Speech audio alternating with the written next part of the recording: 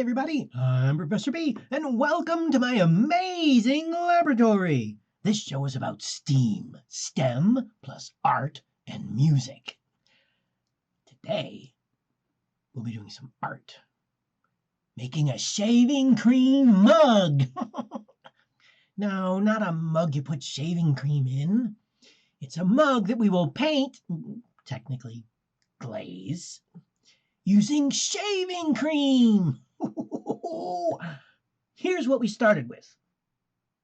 And this is the finished product. For this project, our resident artist V, he's my distant cousin twice removed. He'll be walking us through the entire project. We also have another one of our artists accompanying him as we go. Art is always more funner with a friend. Professor B, more funnier isn't a real phrase. I know, CB. So do all of our viewers. I'm just being silly. No reason we can't have a bit of fun while we're arting around. For this project, we'll need a ceramic bisque mug. We'll also need at least 4 colors of food-safe glaze, some really flimsy paper plates, not styrofoam or cardboard, you know, the kind that you pick up one and you go to a barbecue and you put beans on it and it falls right under the floor because the plate bends. That's the perfect plate for this. Now, a can of shaving cream, some toothpicks or other small stick-like thing to swirl around the shaving cream, a soft paintbrush about 3/4 of an inch or so wide, a small paintbrush for edge work or fine detail work, and a fan brush for the clear coat. We also need a food-safe clear coat glaze, a container of water to rinse your brush between coats, and access to a kiln. In case of a little oopsie, you'll also want a damp sponge with a scrubby side, some paper towels, and maybe some old rags if you spill a lot of paint. Now first, choose a color for the inside of your mug. Here we're going to use 2 colors, green for the inside and blue for the handle. Because, 2 is equal to 1 for sufficiently small quantities of 2. That's a little math joke.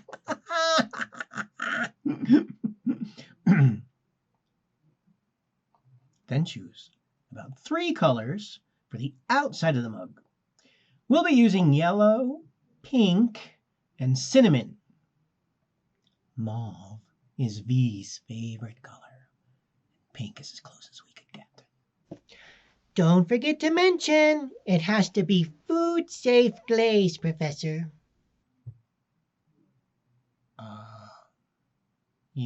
I was just about to do that, CB. Like CB said, you need to use food-safe glazes. Acrylics are not food-safe. If you use acrylics, you can never, ever use it for food or beverages. There's no way to make it food-safe. And it'll make a big mess in the kiln. I'm not making that mistake again. All of the glazes we will be using are Stroke and Coat by Mako and are indeed food-safe. Note: we are not affiliated with Mako, and we do not receive any compensation from this company. You may find other brands that work just as well. We just happen to have Stroke and Coat on hand. First, wash your hands with warm, soapy water. There are teeny tiny bits of oil on your skin that you can't see. Now, if these oils get on your mug, they're going to prevent the glaze from sticking properly to the ceramic, which will cause a hot spot when it's heated in the kiln. That is quite difficult to fix. It cannot be fired out. That's where you put it in the kiln and you fire it again and you fire it again until it goes away. Doesn't happen. You'll have to use elbow grease to get the oil out. Get it? Grease, oil.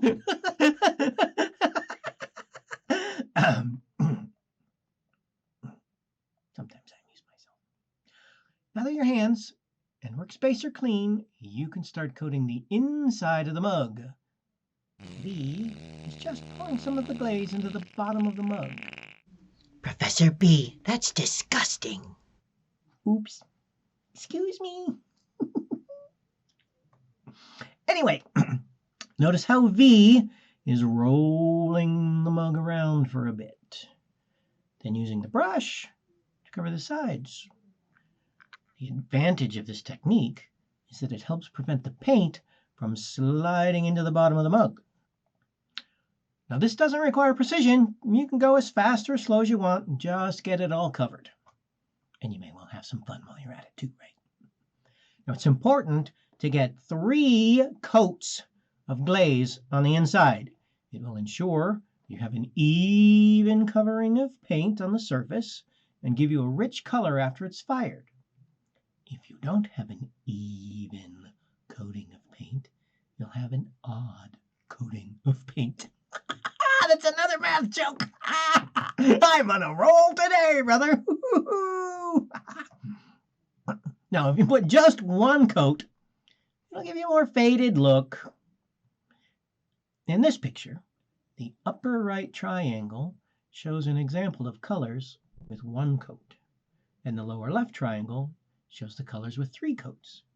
Doesn't the one with 3 look more vibrant and coated well? While you wait for the coats to dry, remember to do the outside bottom of the mug too. You can leave the ridge on the outer edge bare, as this is the part that will touch the kiln furniture, and you don't want to fuse your mug to the stilts. The brim does require a bit more finesse. Here's a tip from our artist. Use a smaller brush and gently stroke from the inner edge of the brim to the outer edge. It'll give you a better control over where the paint goes and help to prevent slip-ups from going onto the outside of the mug. Mistakes do happen, and if you get some paint on the outside, use a damp, double-sided sponge and rub it off before it dries. Remember to do 3 coats and let the glaze dry in between coats. Now another tip from our resident artist V, use a hair dryer to speed up the drying time between coats. Use the low or medium settings only. I'm the only one that should be hot.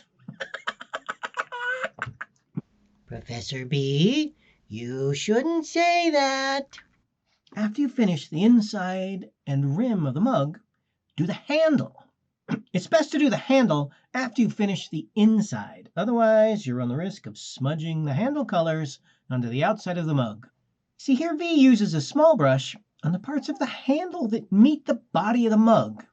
See how he slowly pushes the brush from the outside edge inward, stopping just before the brush tip hits the body of the mug. It helps make a clean edge and gives a more professional look. If you do go too far, don't sweat it. You can make the same mistake in a few other places, and the next step will make it all look like part of the design. That's what I do. Shh, don't tell anybody.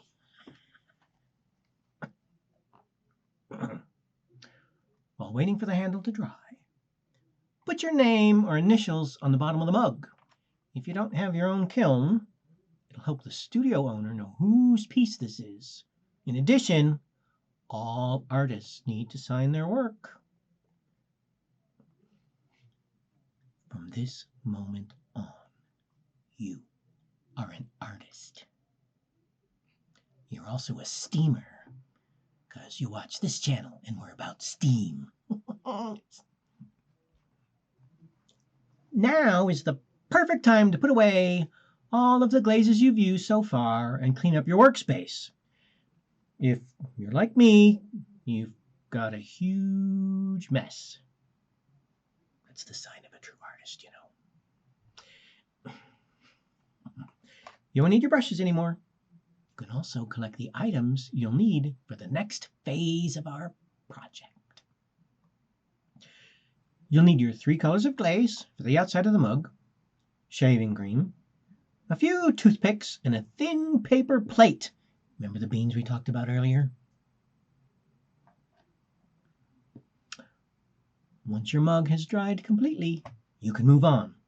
You want to start by rolling the paper plate inward from the top to the bottom, rather tightly. Then unroll it, flatten it out, and roll it again, but this time turn the plate and you can go from the left to the right. Unroll it and flatten it once more.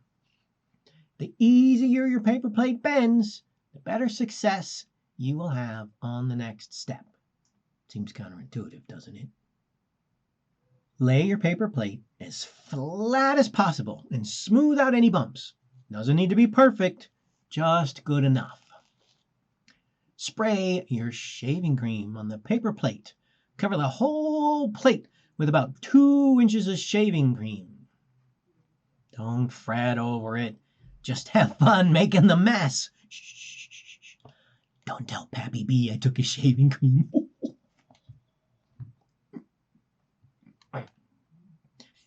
Grab one of your glaze bottles.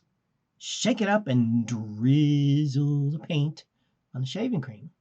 You don't want complete coverage, just some squiggly lines, swirls, drips, dashes, etc. Repeat with your other colors. Take your toothpick and swirl the shaving cream around the plate. Here, V has chosen to use the end of his paintbrush. Artists. Use whatever motions you like. Circles, ovals, zigzags, rectilinear meandering. I don't even know what that is, but it sounds good. Do this enough that you can see streaks of color, but not so much that all the colors blend together. That's called muddied colors. You definitely want to see the streaks. Add a bit more glaze if you'd like. This may be a good time to add a few drops, dots, commas, instead of swirls and streaks. If your plate looks like this, you need more paint. Too many empty spaces. Now, after all this prepping, you're ready for the fun part. Da, da, da, da, da, da! Grab your mug by the handle and hold it horizontally so the handle is pointing up. Lower it into the center of the shaving cream pile. Wrap the plate around the mug, being sure the shaving cream wraps all the way around the mug. Watch out for the underside of the handle. It's a tough spot to get and easy to get shaving cream on the handle itself. It's okay, but after we spent all that time putting the nice blue paint on it, we don't want to mess it up, you know.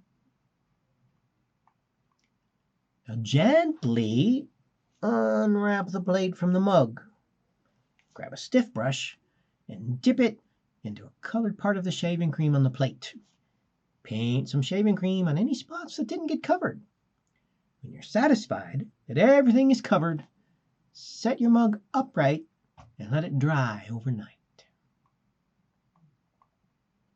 Once it's dry, use your hands to carefully smooth off all of the excess shaving cream. We have now come to the bifurcated portion of our program. Don't use those fancy words, Professor. People won't know what they mean. Come on, CB. Our viewers are smart enough to know that it means to divide into 2 branches or parts. Sheesh. But since both paths lead to the same place, I guess it's actually a parallel circuit. Path number 1.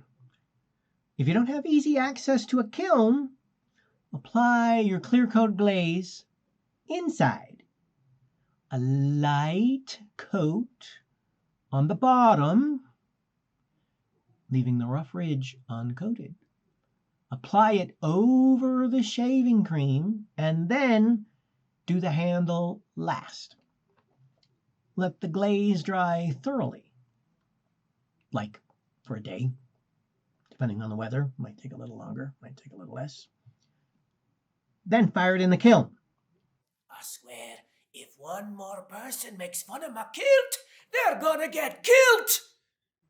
No, Scotty B, kiln, not kilt. It's a type of oven, but much, much hotter.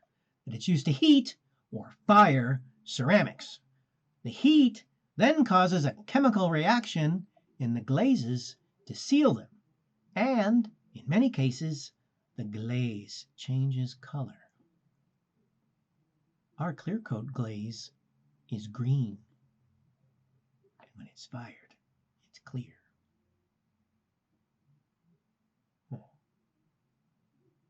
Maybe we'll do a show on that. Path number 2. Path number 2.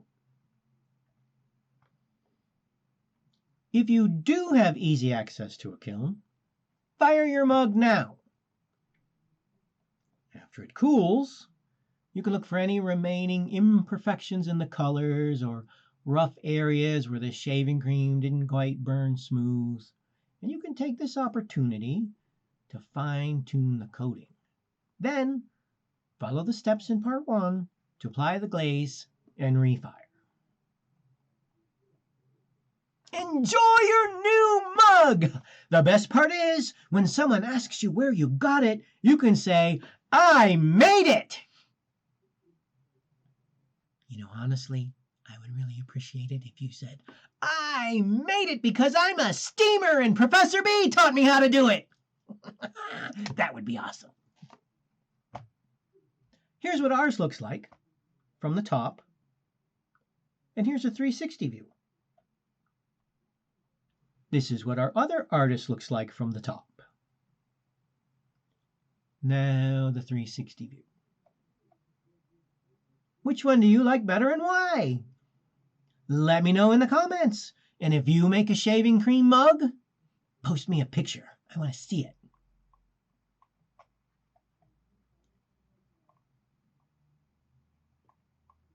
You don't have to do a mug. You can do just about anything that's ceramic bisque. Here's a butterfly candy dish we did. What else can you think of? Tell me in the comments. Leave me a picture. I'd love to see it.